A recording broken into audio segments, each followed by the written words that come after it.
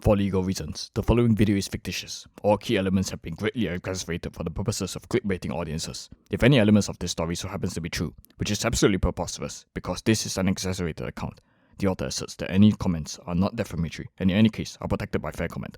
Any resemblances to any person or entity, living or dead or undead, is coincidental and or exaggerated. In this video, I'm going to tell you why I'm not voting for the PAP in the 2020 elections of Singapore. Let's go!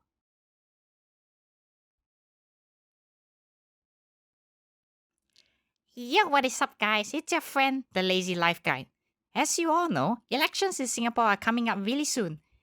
Now, I'm going to tell you something upfront, and this is probably an unpopular opinion, but I am not voting for the PAP this time. Let me share with you my reasons why. Number 1, Ivan Lim. Oh my goodness, you know this guy, right?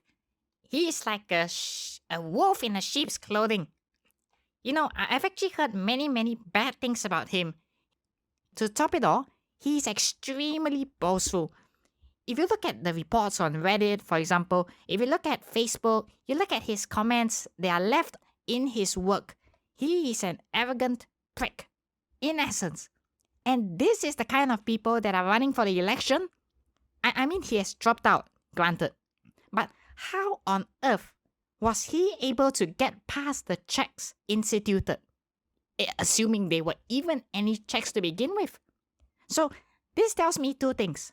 First, that the checks are extremely lax. Someone like him, with such a nasty track record in both school and in national service, and in his workplace, still managed to get past. Or, two, there is actually no check whatsoever. It really kind of makes you wonder how many people exactly are in parliament right now who are just like him. A wolf in sheep's clothing, arrogant, boastful, and unable to care for the needs of Singaporeans. This just goes to show you how far the party has strayed from its original ideals in the past. Number 2, I believe that there is a need for checks in parliament. As you see right now, the number of opposition members in parliament are very little. You know, when I was in law school, in constitutional law, we learned that in other countries, the parliament would be divided into two areas, one for the incumbent members and one for the opposition. And the two of them must debate for various matters relating to national security, regarding to the budget, etc., etc. But in Singapore, strangely, there is so few opposition whatsoever that the PAP literally takes up both sides of the bench. So, given this state right now, that how little opposition members there are, I believe that there is a time and there is a need for opposition members to be present in parliament itself. Now, some people may argue that, there are NCMPs and the NMPs that will help to check the incumbent members. I humbly submit that these are not enough as well. I mean, some of them are literally non-partisan in nature, and because of their non-partisan nature, they don't necessarily represent any party's views in parliament. They are just there to provide their expertise on the matter.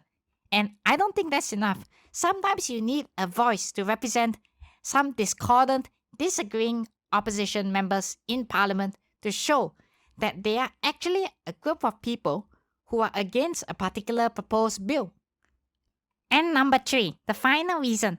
I think that over time, the PAP members have actually gotten quite complacent with their duties and roles as members of parliament and people who are supposed to lead the country. I mean, let us discount the anecdotes of individuals who are unable to vote and approach these people and these members just walk away. Okay, let's ignore that for the time being. Let us take a look at the general conduct of these people in parliament.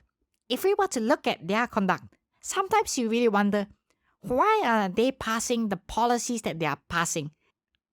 Take, for example, the handling of the 2020 coronavirus situation in Singapore. How could you allow a policy to be passed that excluded a significant proportion of people in Singapore, which are the migrant workers? What went through your mind when you passed through that kind of policy? I mean, we are in this mess now, clearly because someone has been complacent in overlooking the type of policies that are needed and they are good for this country. I mean, how can you make such a mammoth mistake? And this is something that clearly is evidence of complacency, in my opinion. If you had another party in parliament, I strongly believe that this policy would not have been passed because someone else could have raised the objection. Like, why are you excluding such a huge number of people from your response efforts? So, all in all, let me just say something. I still believe that there are many good people in PAP, and I believe that the party is not done for. But for this election, I think that I'm going to be voting for the opposition party. Not because I totally agree with them. In fact, I think that they have flaws as well. Maybe even greater and deeper flaws than the PAP. But I just want to say one thing. That if people continue to blindly vote irregardless of one's performance in parliament, then I believe that this could be a very slippery slope. It could possibly lead to an event whereby people will continue to vote for a particular party whether or not that party is doing a good job. And this is not what the ballot box stands for.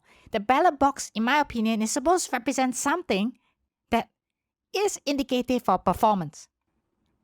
My deepest fear for Singapore is that some future minister does a bad job, but the people continue to vote for that minister's party because, in their minds, they are still reminded of that party's good contributions to Singapore in the past, that they overlook the current performance of the minister today, now.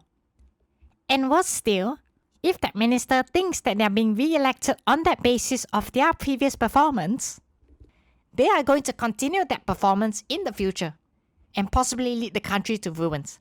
And I'm not sure whether our founding fathers would approve of that kind of outcome. Anyways, peace out, guys.